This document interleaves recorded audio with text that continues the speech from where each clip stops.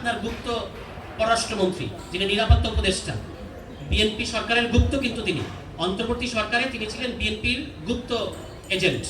ভিকারুননিসার শিক্ষার্থীরা তারা একটা অসাধারণ স্লোগান বের করেছিল যে পা চাটলে সঙ্গী, না চাটলে জঙ্গি।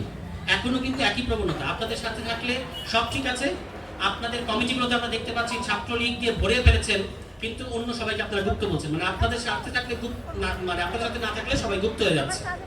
এই ট্যাগিং এর রাজনীতিটা বিএনপি আবার ফিরিয়ে এনেছে, আমাদের জন্য খুবই দুর্ভাগ্যজনক। কিন্তু আপনি মনে রাখবেন যে যেটা বেশি লেবু বেশি কচলালে ওইটাই শিক্ষার্থীরা বারবার বলে। বাংলাদেশে কি রাজাকার ছিল না বা নাই? আছে। কিন্তু শিক্ষার্থীরা যখন রাজাকার শব্দটাকে একটা প্রতিবাদের অংশ করেছে, এটা কেন করেছে? কারণ আপনি এটাকে অতিরিক্ত ব্যবহার করেছেন। এখনো আপনি গুপ্ত বেশি বেশি ব্যবহার করবেন, কয়েকদিন পরে দেখবেন গুপ্ত লেখার টি শার্ট পরে শিক্ষার্থীরা ঘুরে বেড়াবে, তখন আপনি গুপ্ত হয়ে যাবে প্রকাশ্য। আপনার বিভিন্ন জায়গায় কমিটিতে, এই যে আপনার গুপ্ত পররাষ্ট্রমন্ত্রী, যিনি নিরাপত্তা উপদেষ্টা, বিএনপি সরকারের গুপ্ত, কিন্তু তিনি অন্তর্বর্তী সরকারে তিনি ছিলেন বিএনপির গুপ্ত এজেন্ট। কারণ তিনি কিন্তু নজিরবিহীনভাবে নির্বাচনের 3 দিন আগে এমন একটা চুক্তির মধ্যে বাংলাদেশকে নিয়ে গেলেন, যেটাকে অনেকেই বলছেন যে এখানে আমাদের তো কিছু নাই, সবই তো আমেরিকার জন্য।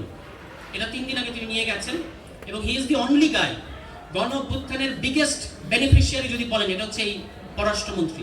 আমরা তাকে চিনতাম না। কোথা থেকে আসলেন, উড়ে এসে জুড়ে বসলেন, নিরাপত্তা উপদেষ্টা হলেন, ফ্ল্যাগ উড়িয়ে উনি শপথ নিতে গেলেন, আরেকটা ফ্ল্যাগ নিয়ে তিনি শপথ নিয়ে বের হলেন, এবং তুগলকি কাণ্ড ঘটে যাচ্ছে। এই যে আমাদের জাহাজ ছাড়পত্র পায় না,